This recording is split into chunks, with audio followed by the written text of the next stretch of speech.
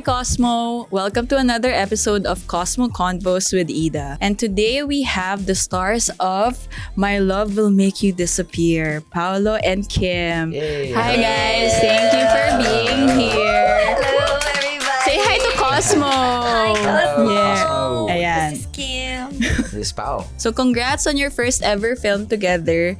The first question is for Paulo. You mentioned in the press con of What's Wrong with Secretary Kim that you're willing to do a movie with Kim and maybe even co-produce it. Now that you have your new movie, we saw on the poster that you're one of the EPs. Can you share how it happened and how involved are you in the creative process? Well, me being one of the producers of this film is a lot of it is more back end. It's actually more back end, but on the creative side, I'm very hands on when it comes to the material, when it comes to improving it and how to make it as grounded as possible. But it wasn't really a lot of work. We have like very good creatives in Star Cinema, and also with the help of our director, Chad Vidanes. I think it was easier than what I expected. That was a very deep first question. Thank you for diving right into it. So for Kim naman, medyo lighter. Will you fall in love with Jolo's character in real life as Kim Chiu? Kim Chiu.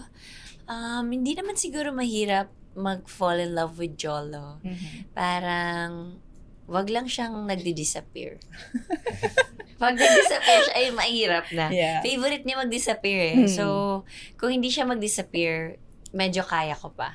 Oh, syempre, ang hirap naman ma-in love sa wala doon, di ba? Diba? Totoo. Okay, so in My Love Will Make You Disappear, love comes with unexpected twists. Was there a moment during filming na you were both surprised by your character's actions or emotions na you wouldn't necessarily do in real life or like act or feel in real life? Without spoilers? Without spoilers. Mahirap yung walang spoilers. Mahirap yung walang spoilers. Paano ba? Well, maybe not that I would have not done, pero I haven't experienced it yet. Siguro it's Kissing in the Rain. Wow. Ako siguro, nakaka-shock is to act with a guinea pig. Sobrang weird talaga yung feeling na Okay. kinakausap ko talaga yung guinea pig. Okay. May pet naman ako na dog, pero hindi ko siya ganyan ka nire-rely.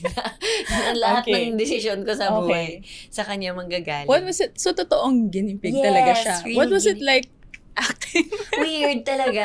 Okay. As in weird. May isang scene doon na very dramatic siya, nasa rain. Tapos, andun yung guinea pig.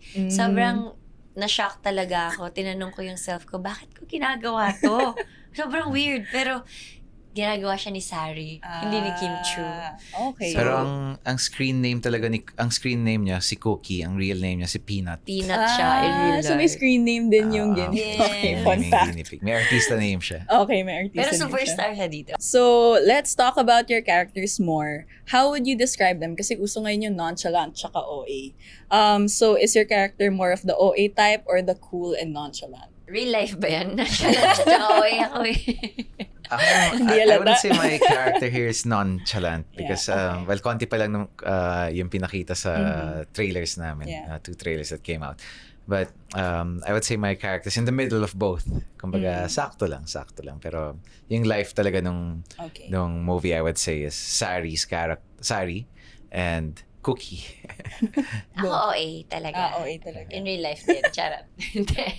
Pero yung community kasi dito, when they watch the film, OA din sila. So, kung saan nakatira si Sari, sa mundong OA din. So, for Paulo, you've always been vocal that you love receiving letters rather than expensive gifts from your supporters. This is actually a question from a very big fan, and it warms your heart to see that, you really mean a lot to them. As a mental health advocate also, what's your advice to people who are somehow like Jolo who want to disappear? Okay, let's tackle the first question first. Okay, dami pala. Well, the reason why I don't like receiving gifts is because I have 2 reasons why. I feel like may mga mas importanteng bagay sa isang buhay ng tao na mas pwede nilang paggastusan or pwede nilang ipanggastos para ipangtulong sa ibang paraan, like maybe for charity or whatever it is, or maybe your family members, just give them something. And the second one is the things I like are very specific. So parang ayokong masayang yung regalo Gets, nila yeah. dahil hindi ko magagamit or tatanggapin ko lang dahil bigay. Diba? Parang if there's one thing that I could receive or get from them that would I would treasure, and I would read this really the letters. Parang it's there's something about letters that's very personal, and when you get to read it, parang you get a glimpse of what they think or how they feel. Yeah. Ayun. Tackling the second question, my advice for people who are going through what Jolos went through. I would say I've been through very dark times in my life, similar with what Jolo has gone through. There's this Filipino saying, and I keep repeating this in all my interviews, and I truly believe it. The saying is, habang may buhay, may pag-asa. Also, the reason why I'm emphasizing on it is because sometimes you just have to live life, go through life. And while you go through life, then you can find answers. If you put a period without going through the whole bonanza, then parang how would you know if there are like ways out or like answers to your questions or what you're going or how would you know if how would you solve the problems you're going through? So it's just really go through life, just live it out, and you'll eventually find answers, or you'll eventually see that the problems you're going through aren't really that big of a deal. You really have to go through it talaga and see it through.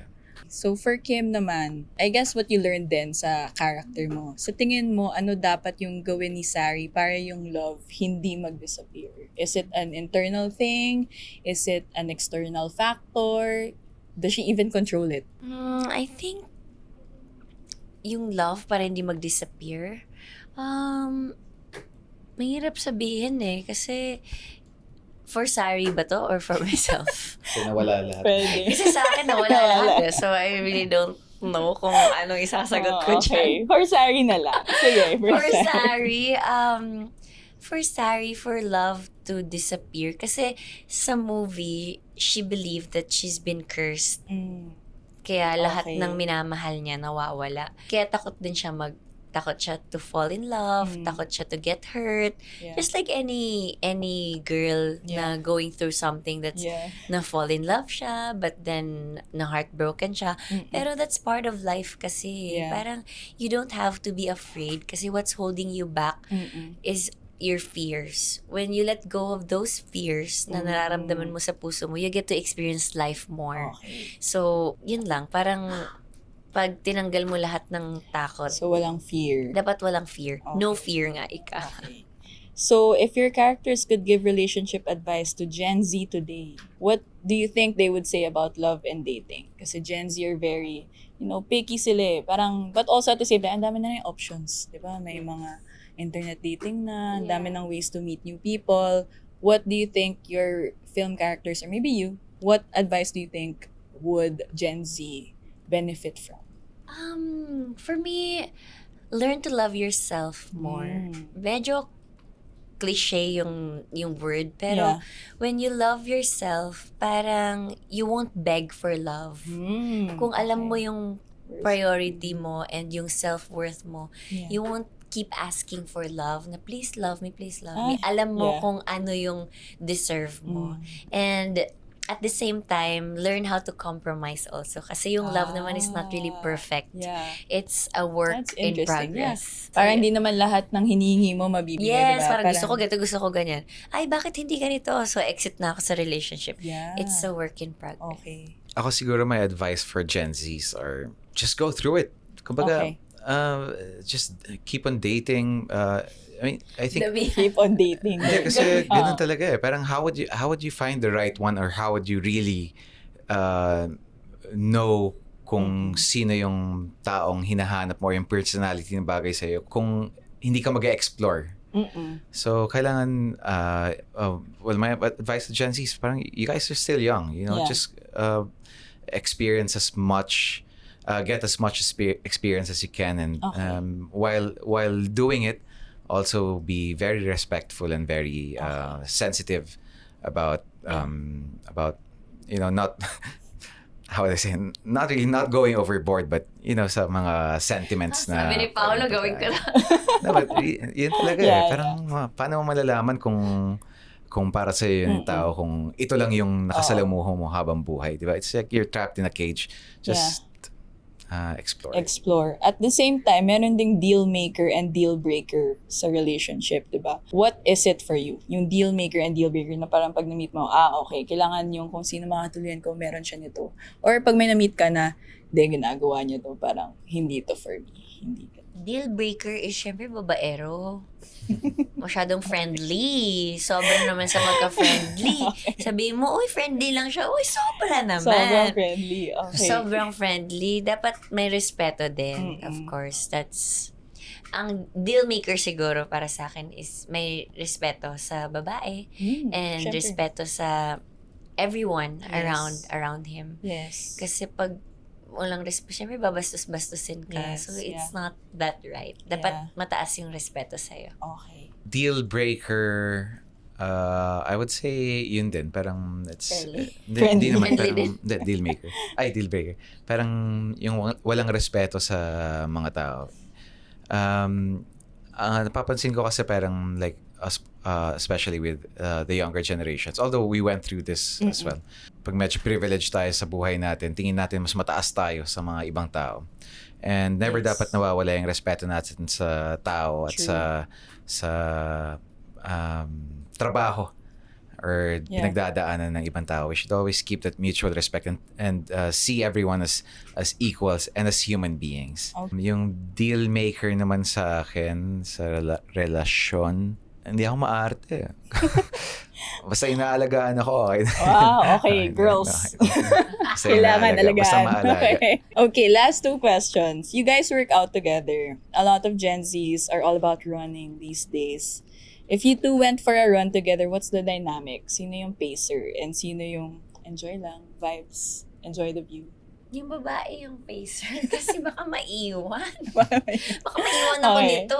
Diba? Okay. Sa akin, depende. Like, usually, when we have shows abroad rin, parang we like running kasi parang minsan walang gym sa, sa hotel. Yeah. And parang, pag ganun, parang you just run to sweat it out and just enjoy the view.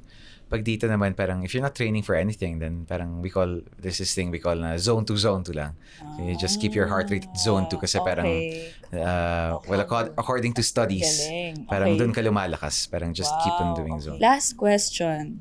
If you could share one secret about your love life with your fans, what would it be? Wala!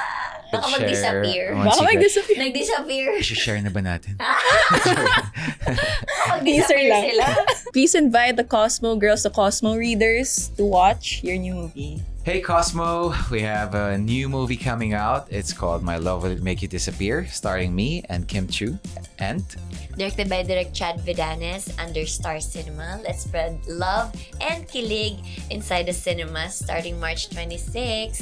My Love Will Make You Disappear.